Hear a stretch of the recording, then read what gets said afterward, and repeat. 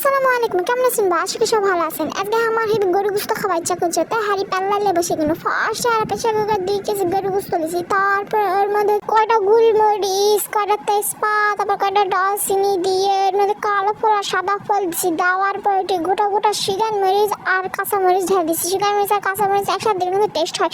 তারপর কুচি কুচি করা পেঁয়াজ আর রসুন ছাড়িয়ে দিল, দিয়ে ওটি 2 চামচ গুঁড়া মরিচ, 1 চামচ হলুদ, তারপর ওটি আদা বাটা, রসুন বাটা সব একসাথে ব্যাটে সুন্দর করে লিয়ে ওর মধ্যে ছাড়িয়ে দিল। তারপর পরিমাণ মতন লবণ দিব, তোমরা স্বাদ মতন দিবে না, আমি আমার স্বাদ মতন দিচ্ছি। দিয়ে ওর মধ্যে সয়াবিন তেল ঢেলে দেবো।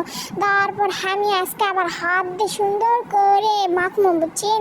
সুন্দর করে হাত দিয়ে মাখলে কিন্তু অন্যরকম টেস্ট হয়। হাত দিয়ে মাখলেও টেস্ট হয়, কিন্তু হাত দিয়ে মাখলে অন্যরকম টেস্ট হয়। সব মশলা এই মাংসের মধ্যে ঢুকে যাবে। ভালো করে মেখে মুখে প্রেশার কুকারে মুখ লাগিয়ে দিয়ে ওটা সিরার মধ্যে তুলে দিছি।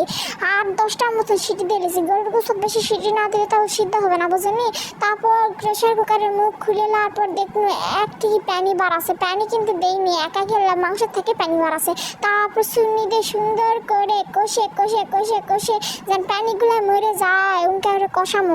ভালো করে কষে দিয়ে আবার কিছুক্ষণের জন্য ঢেকে দিব। তারপর যখন দেখবো কিছুক্ষণ পর আসে প্যানিগুলা অনেকখানি পানি মরে গেছে, তখন ওটা আবার চুনি দিয়ে কিছুক্ষণ ভালো করে কষে নেবো। আরানা পানি যেন মরে যায়, যেন উপর উপর তাল দেখা যায়, সিঙ্কা করে আরানা কষে নেবো 5-6 মিনিট। কষানো যখন হয়ে যাবে, যখন দেখবো উপর উপর তাল উঠেছে, তখন চুলার থেকে নামে নিয়ে একটা প্লেটেড করে সুন্দর করে সাজিয়ে নেবো। তারপর একটা প্লেট নিয়ে ওর মধ্যে গরুর গোস্ত তুলে ভাত বসাবো, বুঝছেন? সেই হারে খামো। তেলা অনেক মাথা খাচ্ছে, মাথা খাম না। তোমরা সবাই ভালো থাকবেন, আল্লাহ হাফেজ, এবং লাইক কমেন্ট সব কিছু করবেন।